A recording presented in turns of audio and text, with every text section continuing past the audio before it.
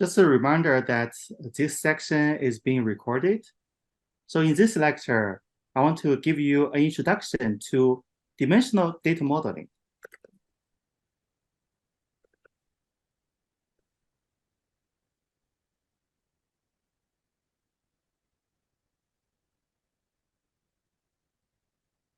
Or dimensional database management.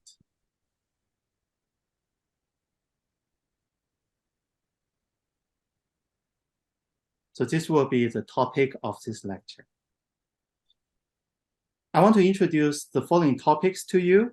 First, we'll talk about what dimensional database is.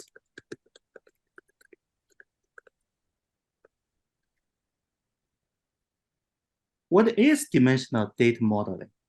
What is the difference between dimensional DBM and relational DBM?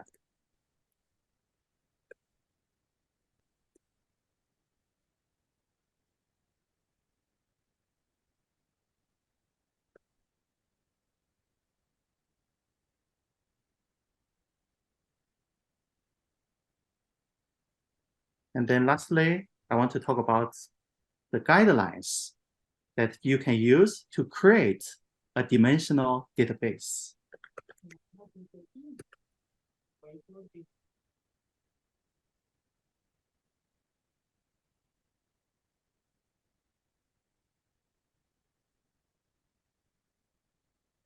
I expect you to either write down the class notes or type the class note as I type the class note, because this is an important topic. When you type it in, I believe you can remember these concepts better. Before I introduce what's dimensional database to you, I want to have a review about relational database. This is the database we have been using, right? Last time I introduced the inner join. We can use inner join to find out who ordered what, which customer ordered what. Can anyone tell me what should I use? What SQL query should I use to answer this question? Which customer ordered what product? Can you tell me what should I do? Okay, I just complete a query. I want to show which customer ordered what product. So I have to use several inner joins, as you can see here, right? Finally, we can pull data from several tables. We can show customer names and product names. As you can see, there is a weakness about relational database. The weakness, what is the weakness you can see?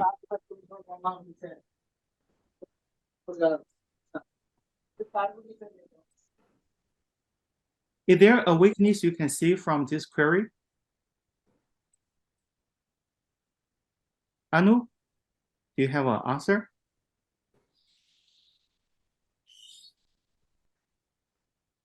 Or, yes, other classmates?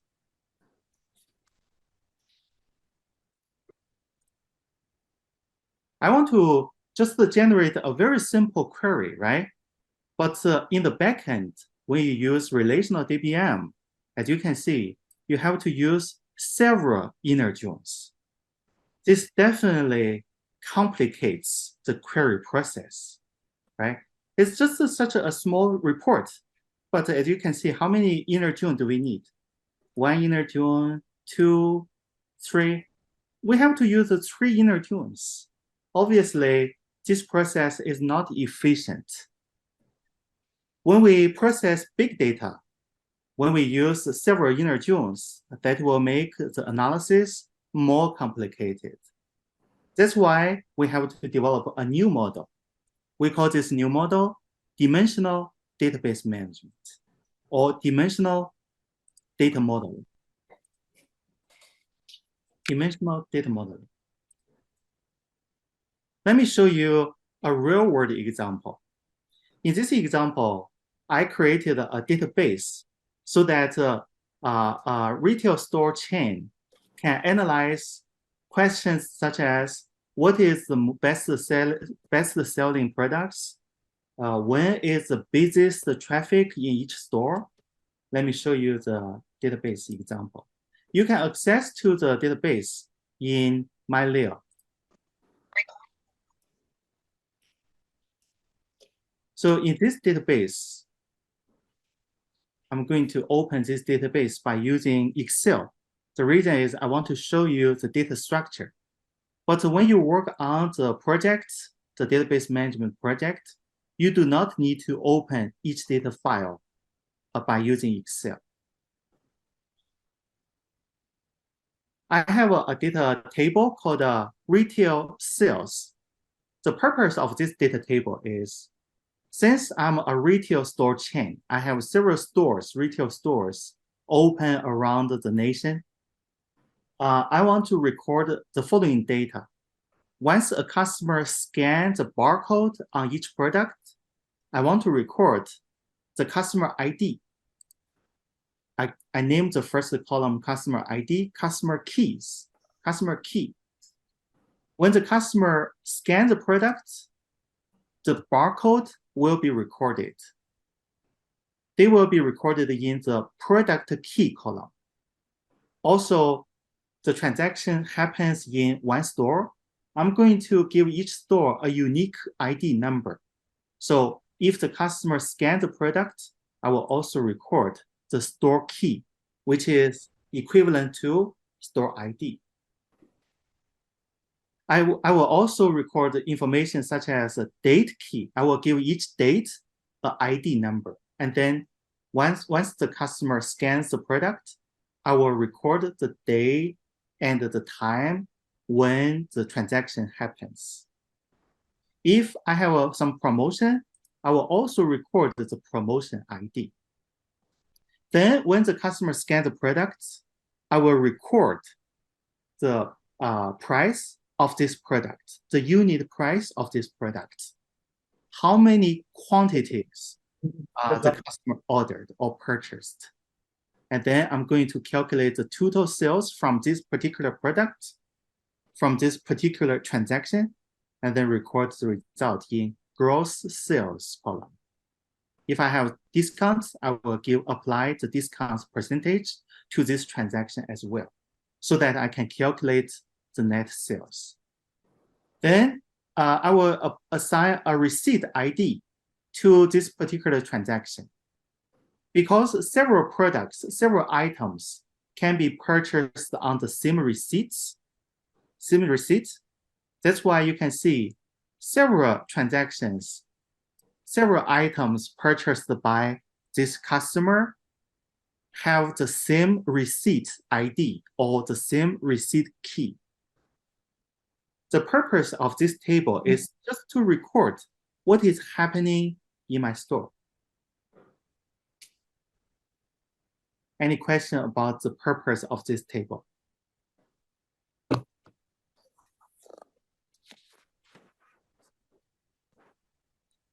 This is the retail sales table, right? The purpose of this is to record when the transaction happens. I want to record what is being purchased, how much I make from each transaction.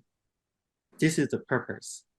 And then if you download the retail sale DB file from MyLeo online, you can also see I have customers, dates, locations, procurement, products, and so on. We have two different types of tables. Let's take a look at customers. Right, you see, we have the customer table. We have a customer key. This key is similar to relational database management. We want to use this key as a unique ID, a primary key, to identify who this customer is, what gender this customer has, date of birth, right, zip code, and so on. This is the customer table. If you are interested, you can open other tables. Let me open another one, products. You see, we give each product an ID number. We record the product name in the product name column, what brand this customer, this product has. which department this product belongs to.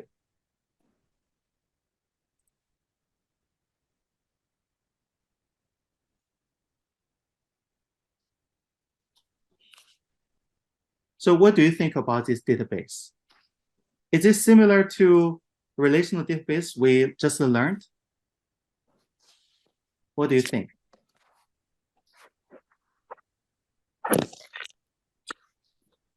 Any comment?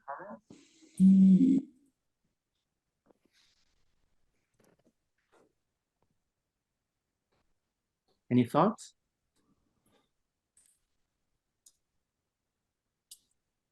This is the retail sales table, right? I just introduced the purpose of retail sales to everyone. So this table does look like a relational table, doesn't it? It does look like a relational table, right? But we call this database design dimensional database modeling. We call this dimensional database modeling. There's a reason. First, this data table has several terminologies. Let's learn these new terms. A dimensional database consists of two types of tables: fact tables, and then dimension tables.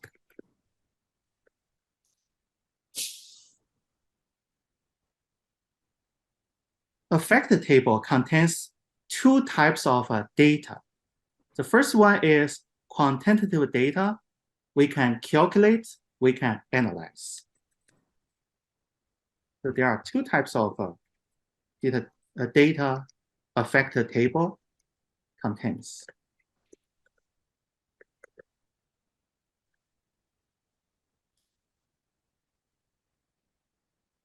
Quantitative data.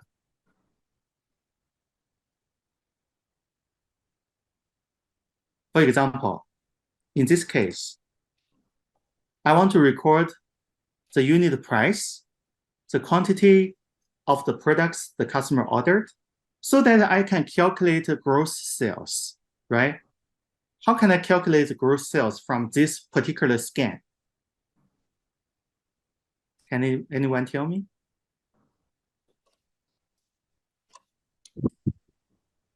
Hi, Professor. Is it the unit price multiplied by the quantity? Exactly. Who is that? Princess? Yes. Very good answer. Yes. In order to calculate from this particular scan, when the customer scan a barcode, I want to calculate how much money I get from this particular scan. I have to use the unit price to multiply the quantity of the products the customer ordered, right? So this type of data can be calculated, can be aggregated, can be multiplied, can be added. So this is the first type of data that a fact table contains. The data, the quantitative data that we can calculate, we can analyze. Very good answer. The second type of data a fact table has is, as you can see, foreign keys of dimensions.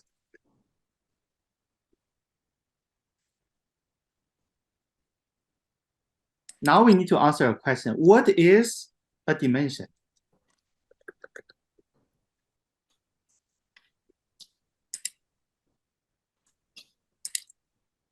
This is a very important question, right? Because this type of database management is called a dimensional data modeling. So what is a dimension? A dimension is a collection of relevant and qualitative attributes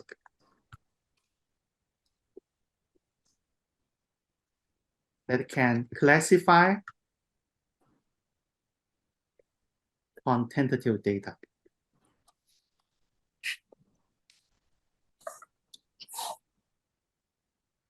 So since we already learned the fact table, I want to give another name for the quantitative data that a fact table contains.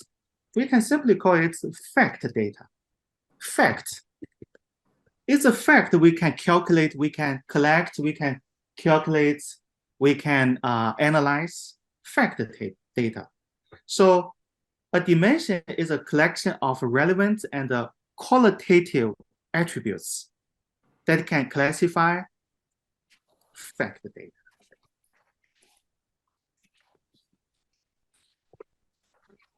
For example, can we calculate the total sales from different products? Can we? Yes, we can. We can, right? Yeah. We can use a different product ID to collect the total sales.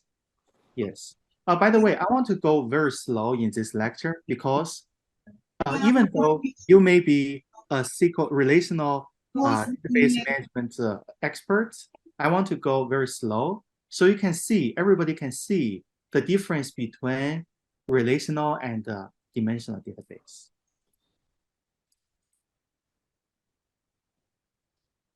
So just a note, I will go very slow. If you have a question, if you don't understand anything, please let me know. I expect you to understand this because this is what data analysts are doing every day. We barely tracking each transaction by using relational database. But as a business analyst, we frequently analyze what is the best selling product, who spent the most in our store. We need to analyze this fact data. So as you can see, in this example, I have how many columns of fact data? I have a unit price, right? This can be used to calculate gross sales. I have a quantity. I have gross sales. I have a discount percentage.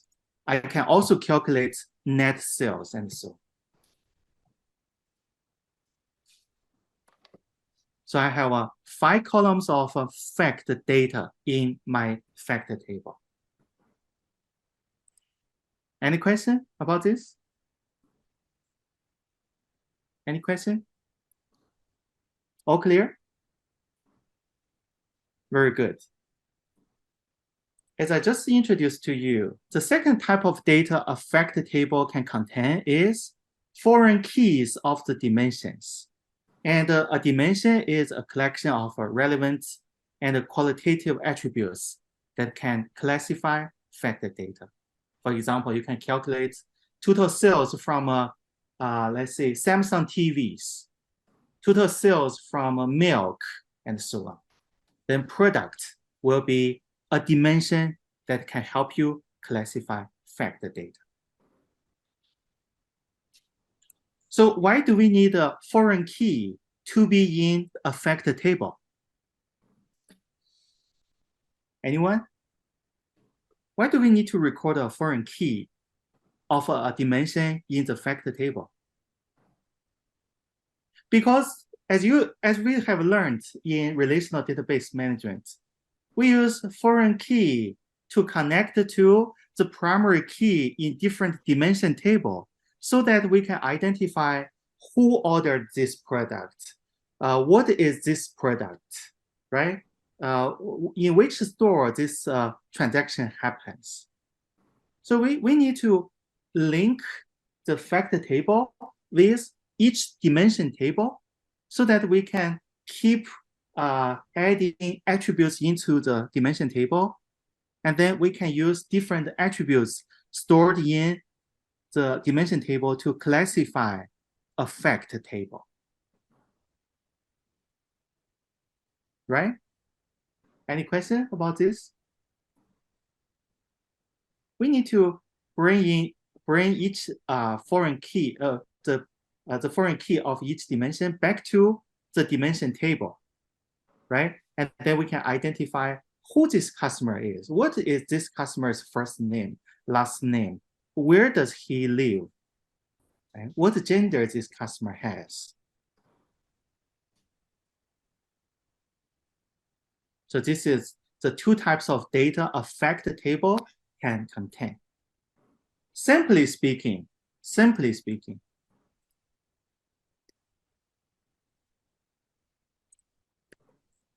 all values in a fact table are numbers. Numbers, right? If you analyze this fact table, all values saved in the fact table are numbers. Numbers. Now let's take a look at dimension tables.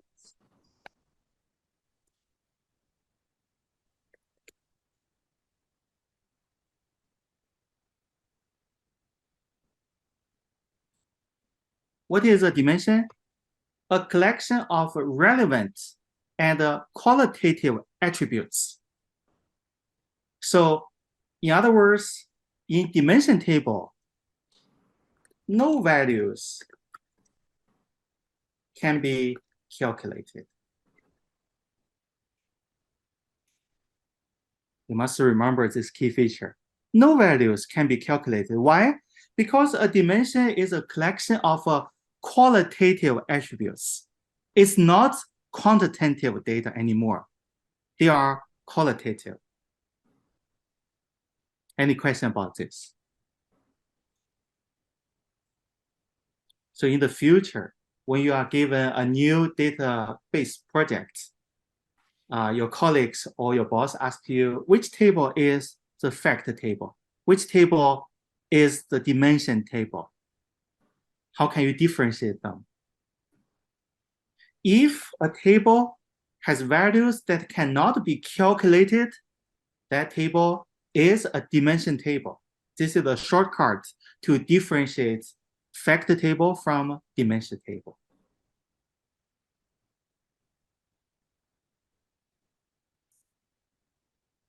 Very good.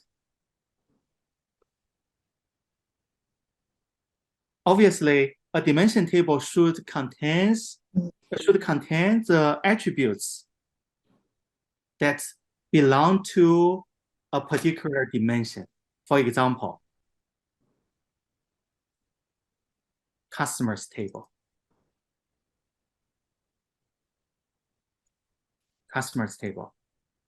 You see, in customer table, similar to relational DBM, we give each customer a unique ID. And then this customer key is a foreign key connected to customer key in the fact table.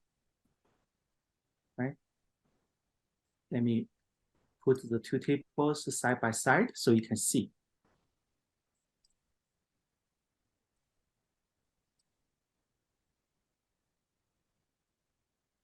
Right? We have a customer ID or customer key in the customers table. We also have a customer key in the retail sales table.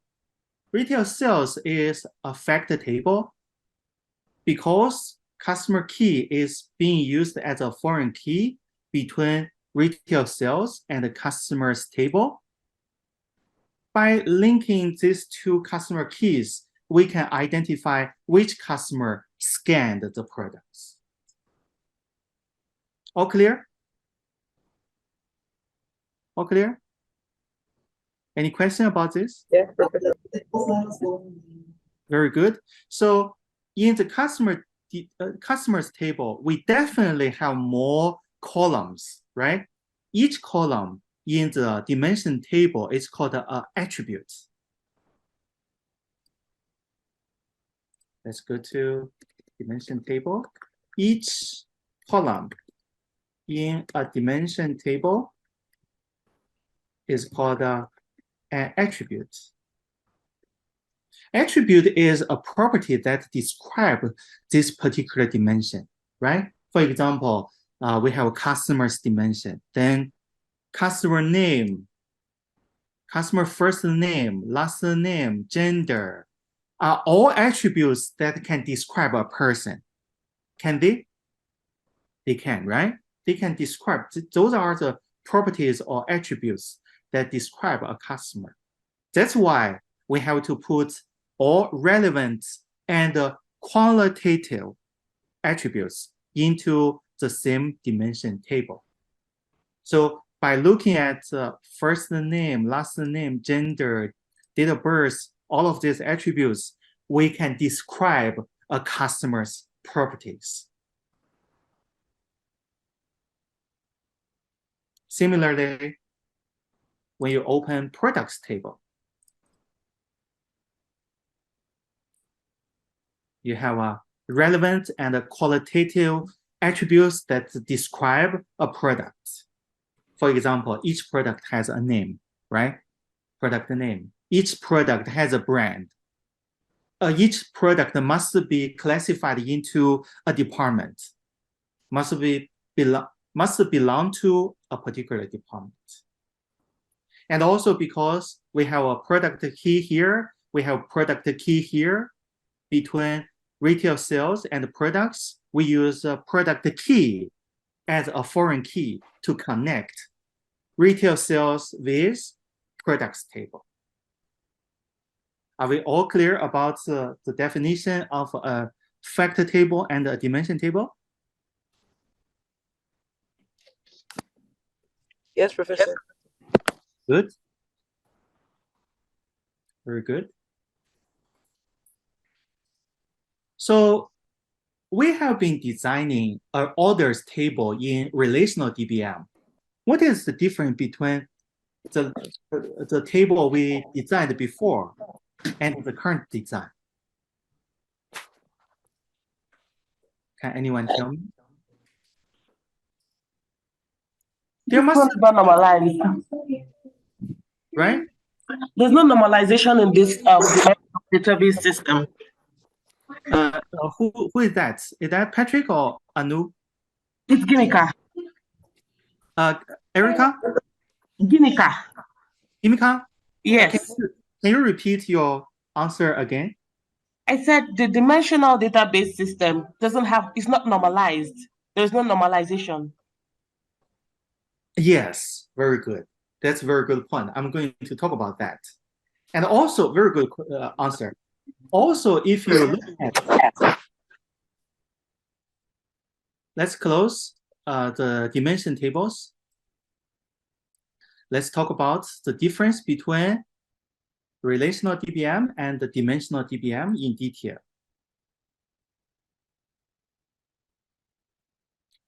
So we talked about this. Okay, very good.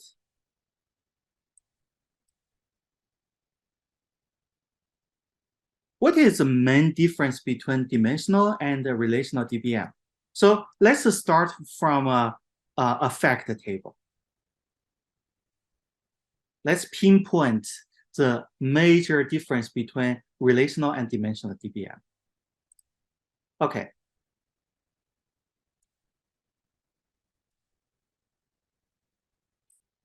Very good. So in this table, do we have a primary key?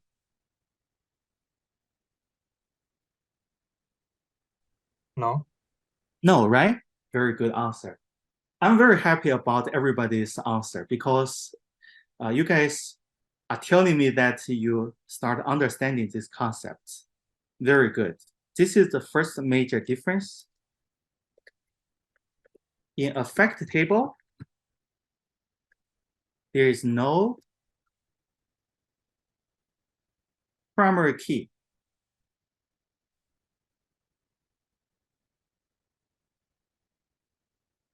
Can anyone tell me why? I kind of talked about this concept at the beginning of this semester. And Gallica just talked about this concept as well. In a fact table, there is no primary key. Aslam, what is your answer? We don't have to normalize the table. Exactly, because we do not need to normalize the table.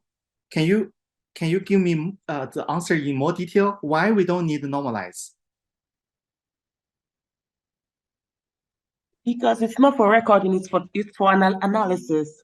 Exactly. We are not tracking down each transaction. We are not matching transactions because that is the relational DBM's work job, right?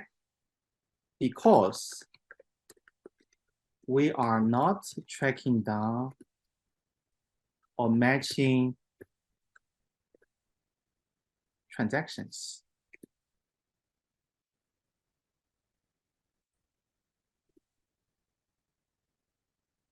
We are not matching transactions. Recording transactions is the relational DBM's work or job. In this case, we just want to group the total sales, calculate how much we get from different products. We are not tracking down each transactions one by one. That's why we do not need a primary key for a fact table. Got it? This is the reason. The reason of this table, all of this data, is to we want to group all of the total sales. We want to calculate the subtotal of total sales from different products. The purpose of all of this data in a fact table is not to record transactions anymore. That's why we do not need a primary key in a fact table.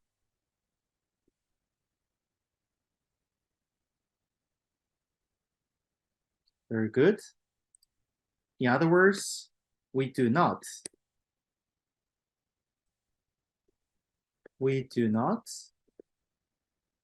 need normalization in dimensional modeling. We do not need normalization in dimensional database management. Actually, we encourage denormalization in a dimensional DBM.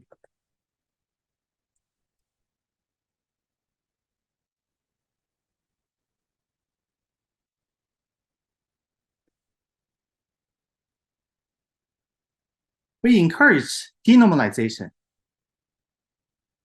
Let me give you an example. Let's say I already have a primary promotion key in a fact table. According to relational DBM, we do not need to record the discount percentage anymore if we have a promotion key, right? Because we can use this promotion key to look up the promotion table to identify what each promotion ID represents, how much discount we need to give to the customer once we get a promotion ID. But in dimensional database, we do not encourage normalization. We use denormalization. That's why we need to record the discount twice. We can record the discount percentage along with a promotion key.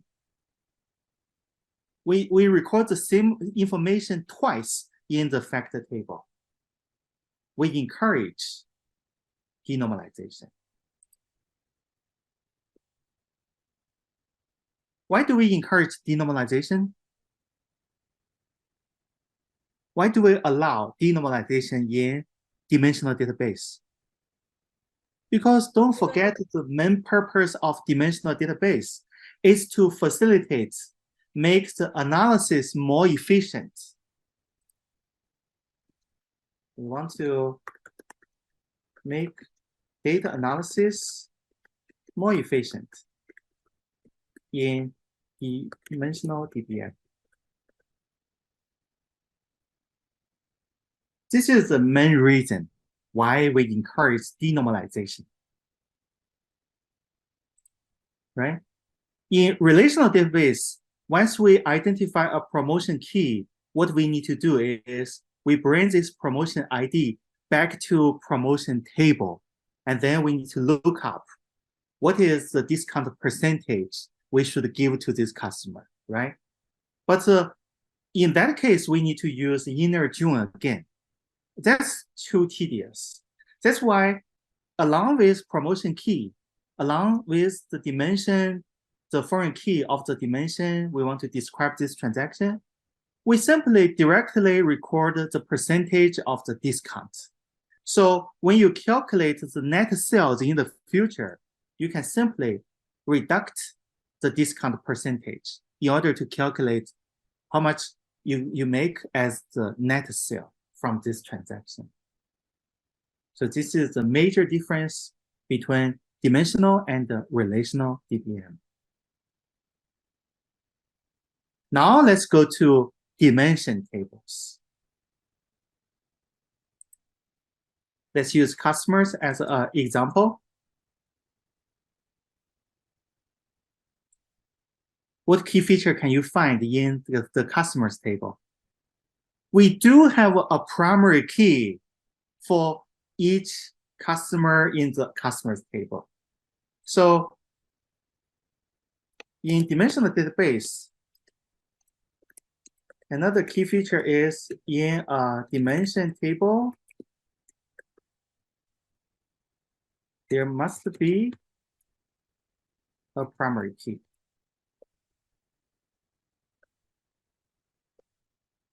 There must be a primary key in each dimension table. You can have multiple primary keys that describe a dimension, like a customer, like a product, but multiple primary keys is not encouraged, is not recommended. Because basically, the primary key in the dimension table is to connect each attributes, each collection of attributes to the fact table. So just one primary key to differentiate each dimension is good enough. You do not need to have multiple primary keys in the dimension table. But there must be a primary key in each dimension table. So you can differentiate dimensions from dimensions, customers from customers, products from products. All good? Any question about this?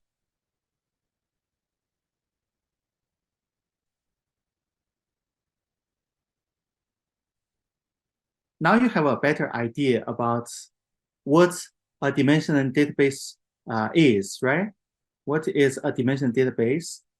The differences between relational and dimensional database management. So some classmates may have a question, Professor, why you teach me all of this? The reason is, in this class, I have already created a dimensional database for you. So you do not need to develop the database, dimensional database from ground zero. But in the future, when you design a big data warehouse, you have to follow all of these guidelines in order to accurately design a database, a relational database. I have seen many relational experts, relational database experts, right?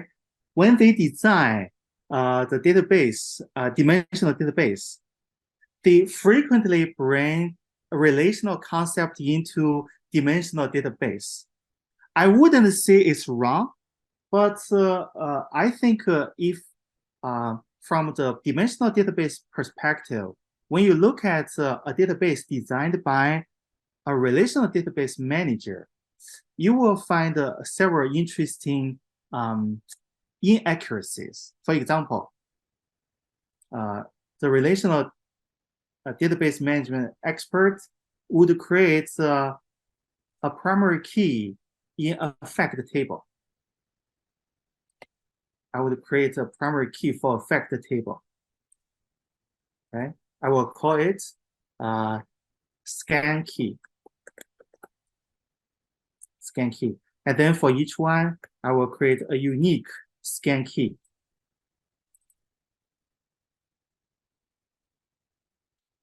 Is this correct?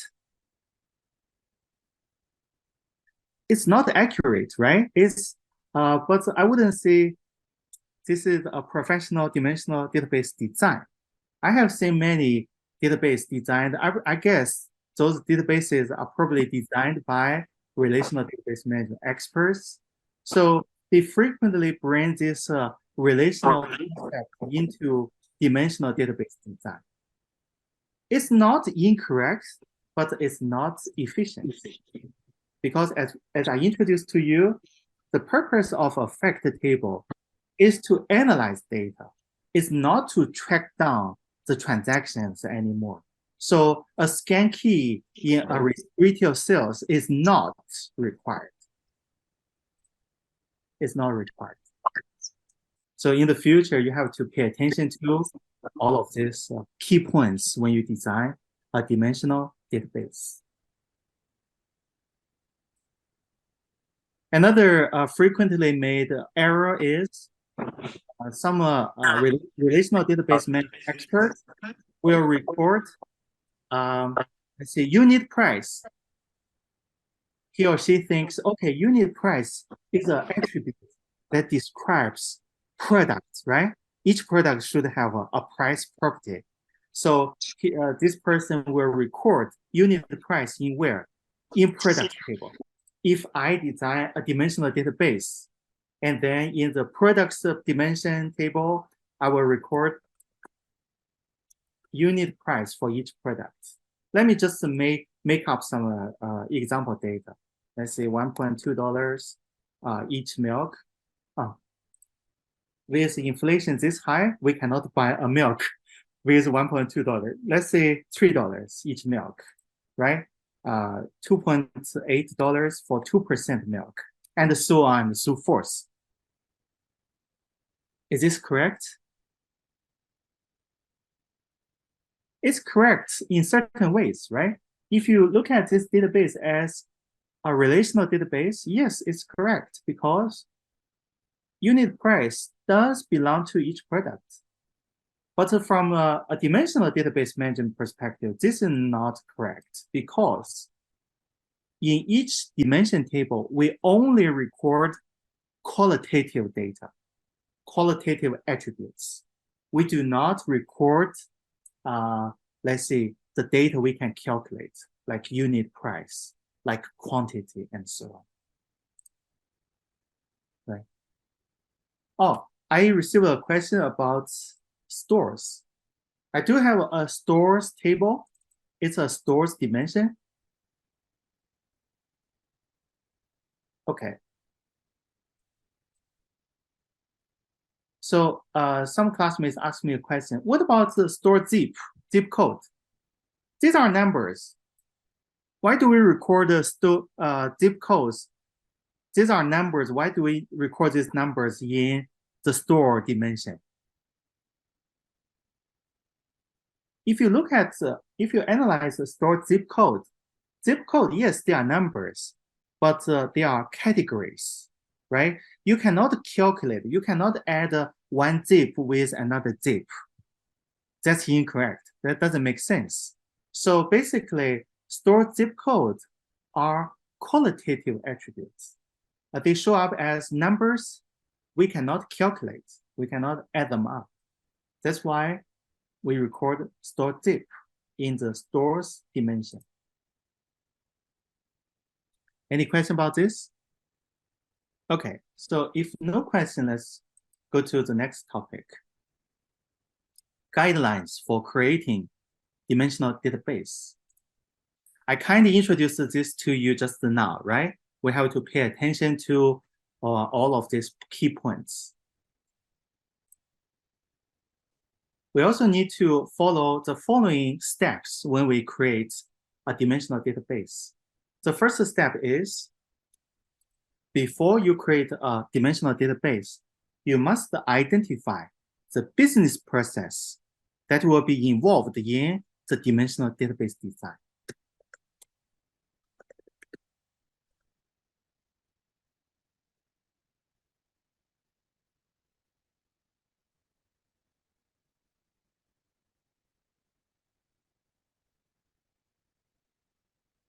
which department, which function department of my business will get involved in this database. For example, when we scan a product and then we want to calculate the total of the scan, we have to record customer service departments, right?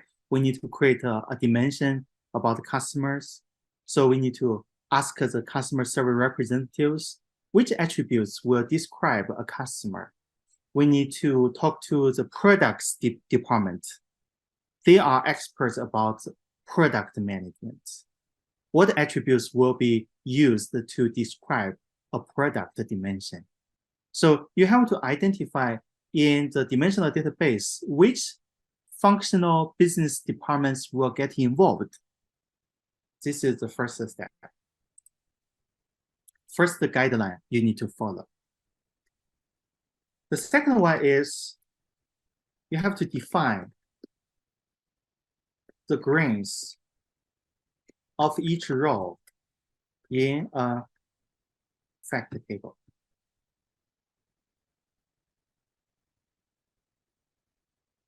Now we meet a new concept. What is a grain?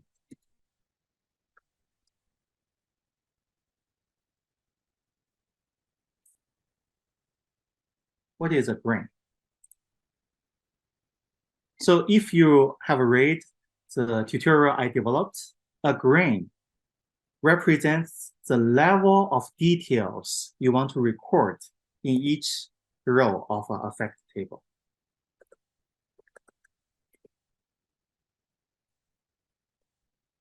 Grain is the level of details you want to record in each row of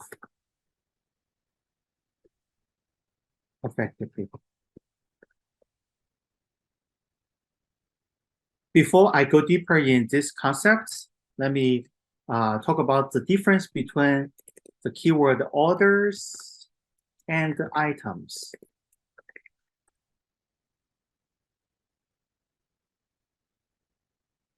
In this class, we define an order as a collection of items purchased by a customer.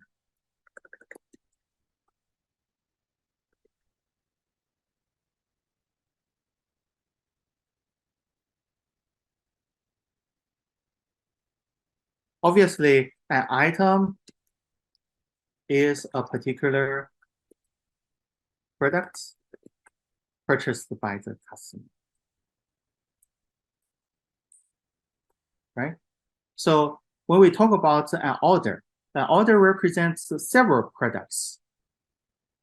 When we talk about an item, we talk about just the one product, one particular product. Right? These are several products or several items. If you do shopping on Amazon, when you place an order in your shopping cart, you could order several products, several items. You check them out at once in one checkout, right? That's what an order means. The reason I want to talk about the difference between orders and items is I want to differentiate the grains. Let's say you want to design a fact table that shows the total sales you made from each receipt.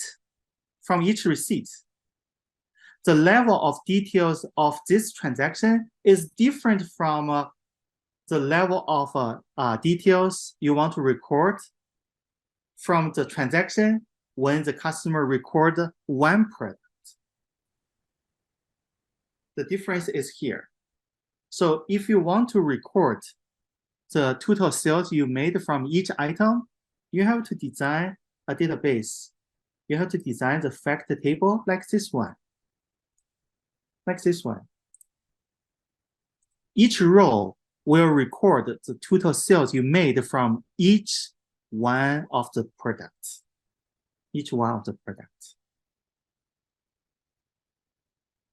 If you want to record a fact table to record the total sales on each receipt, then you have to change the design of each row. For example, you do not have several customer keys anymore. You do not have several receipt keys anymore because everything belongs to one cell, right?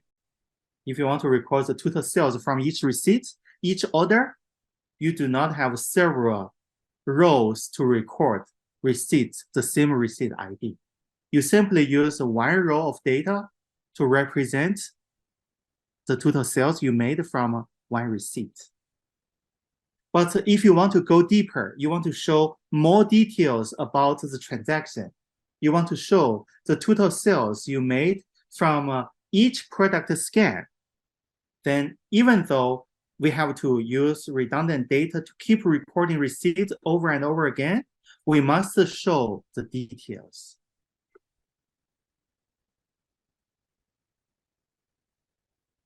So the more details you want to show in a fact table, the higher the grain is. Meaning that the more information in each row will be recorded in a fact table. Higher grains means more details.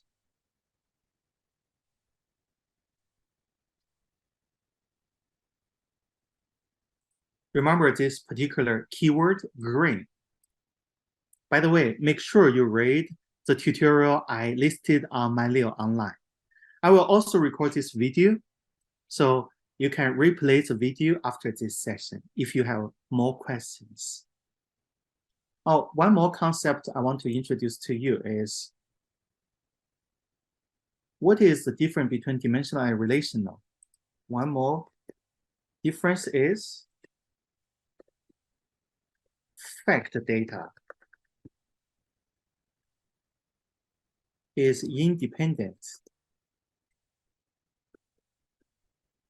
from dimensions. Fact data is independent from dimensions. Even though we use dimensions to describe fact data is independent. Fact data does not belong to any dimension.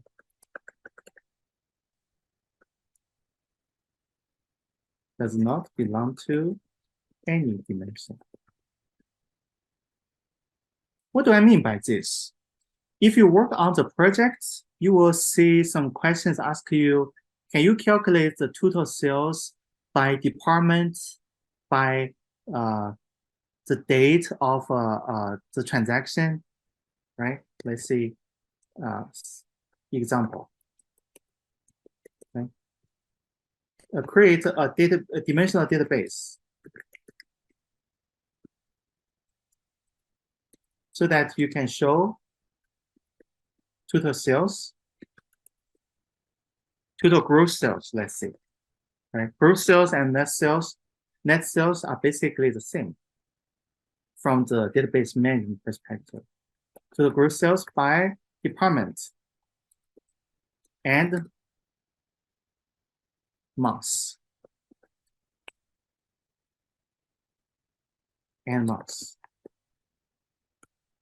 Right?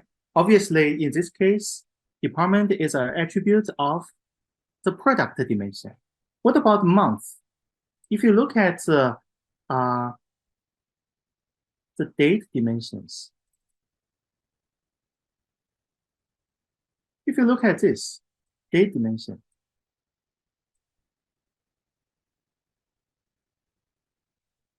right? It's very interesting that we give each date a date K. So we can identify each day from a different date, right? And then we want to identify which day of a month this date is, right? For example, January 1st of 2017 is the first day of January in 2017. That's why we record 1. Day of week, if you look at the calendar, you will see January 1st, 2017 is a Monday. That's why we record the 1 for day of week attribute. Since January is the first month of 2017, we record 1 for month of year, right? And so on and so forth. So in addition to the particular date, we can keep adding the dimensions, attributes to describe this particular date.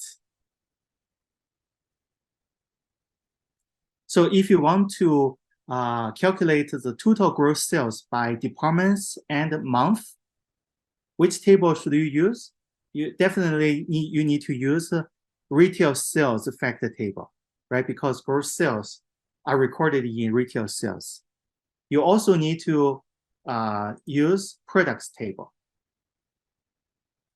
Products table, right? Because department is in product table. You also need to use days table. Days table. So you have to use these 3 tables to calculate the total gross sales by department, by each month.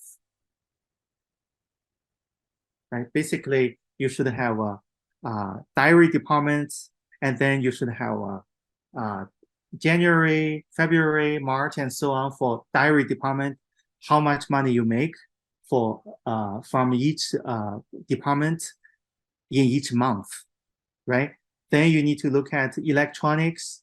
So you have to split the total sales by January, February, March, and so on and so forth until December. Then you need to look at the clothing department, right? Then you have to calculate the total sales by January, February, and so on until December for clothing department. So eventually you should have a table looks like this. To answer this, I'm not going to tell you the answer, the SQL query, but I'm going to show you an example what the final result looks like.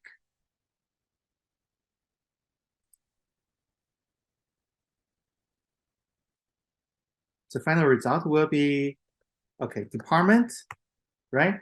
And then you will have a month, and then you have a total sales, right? As I said, under department, you have several departments, right? Let's say you have you calculate the total sales of a diary department. Then you will have diary, right? January, and total sales. And then let me make up some example data. Let's say $1,000. And then diary, February,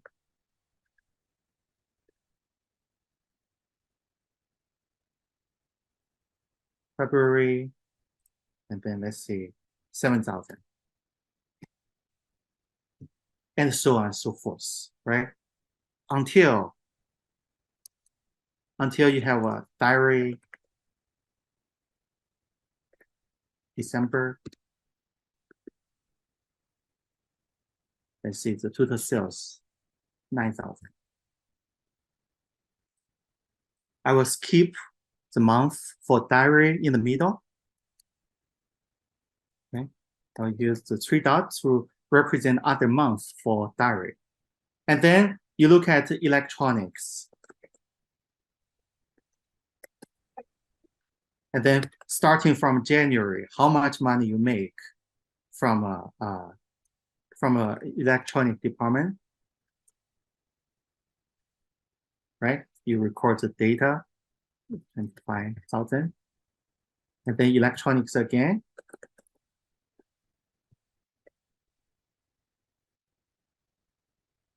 And then February, right? And so on. 3,000 and so on. So you should have a data table like this. When you create a dimensional report, you should have a department, month, and total sales. As you can see, in this structure, total sales does not belong to department, does not belong to month. Total sales will be the final results. You aggregate according to the department and month. I see another type of answers. Let me show you another type. So I see some answers like this. I do not have 3 columns anymore. Some people from relational DBM background will not show this. They will show departments and then one more column called total sales by month. Total sales by month. Right? And then they will calculate the total. They use some type of SQL query to calculate the total by month. Let's say for January, it will be 1,000, 7,000, right? They will design a final report like this one.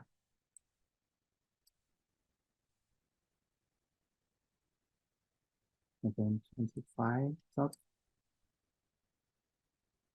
And then 3,000.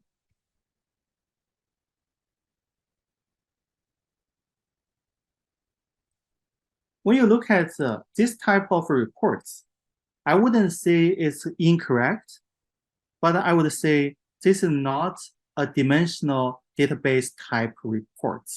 Why is that? Why is that? Because as I just introduced to you, in dimensional database, we think that the fact table, fact data does not belong to any dimension. If you calculate the final report like this basically implies that the total sales is dependent on month. And you don't have a column, a breakdown of month, right? You only show the total sales by department. When the data user gets your report, he or she does not know which month does this $1,000 belong to. The data user can see this $1,000 is the money you made from a diary department, but he or she does not know where in which month. When you made it. Yeah, exactly. When did you make this 1,000? Right. So we do not encourage this type of reports. If you create a report like this, I wouldn't say it's incorrect, because basically, from the relational DBM perspective, this is correct, right? But you just missed one dimension, the month dimension. You didn't show the month dimension. That's why we will use this type of report.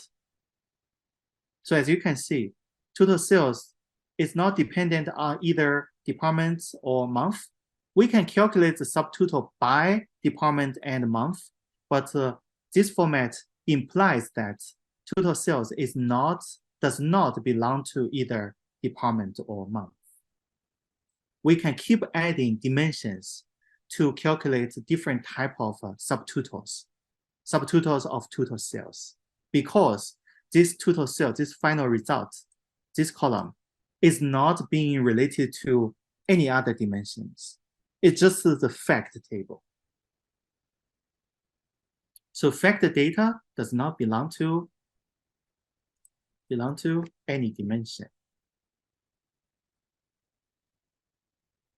Any question about this?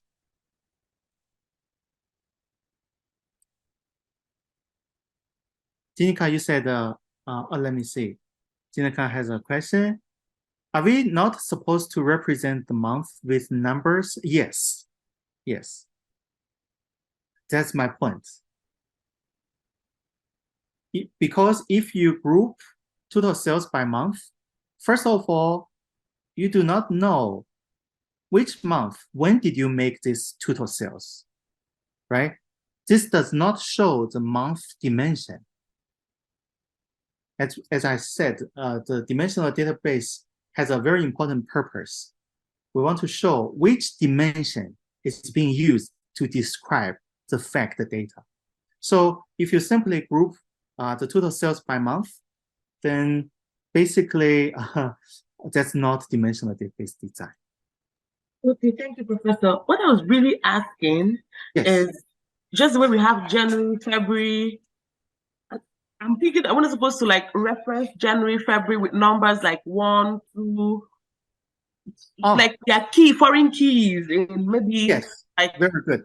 Yes, in this case, I suppose that I use January, February to differentiate different months, right? But you are right. In the example data set, very good catch. In the example data sets, I use the numbers to represent different months. Okay. Yes. Thank So you. you're welcome. In the final report, you have to use numbers as well. Let me see. Dates. Very good points. Very good.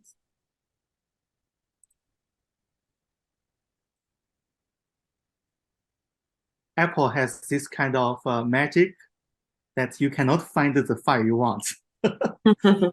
Apple use overlap format. You're right. In this case, I use 1, 2, 3, 4 numbers to represent different months. So in your final report, you should have a 1 for January, right? And then 2 for February, 12, right? Like this. But you do need to remember that these numbers 1, 2, 3, 4 till 12 A qualitative. are not quantitative data. They are qualitative data. They are categories. So if you have learned the statistics class, you have learned the categorical data, right? Yes. Sometimes you use numbers to represent different categories. We use exactly the same concept. These numbers does not measure. It just classify, differentiates. Okay, Professor. Thank you. Welcome. Very good question. Okay. Now let's finish the guidelines. We have 4 guidelines we need to consider. So the second step is to define grains of each row in affected table. Okay. After you define the grains of each row, you basically have a better idea about which department, what business component will be involved in affected table or dimension tables.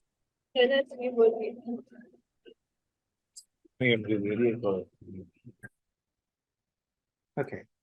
The third guideline is identify the facts. Identify the facts. As I told you just now, affected data must be quantitative, right? This is a very important shortcut to differentiate what should be a fact, what should be a dimension. And then the fourth one is identify the correct dimension.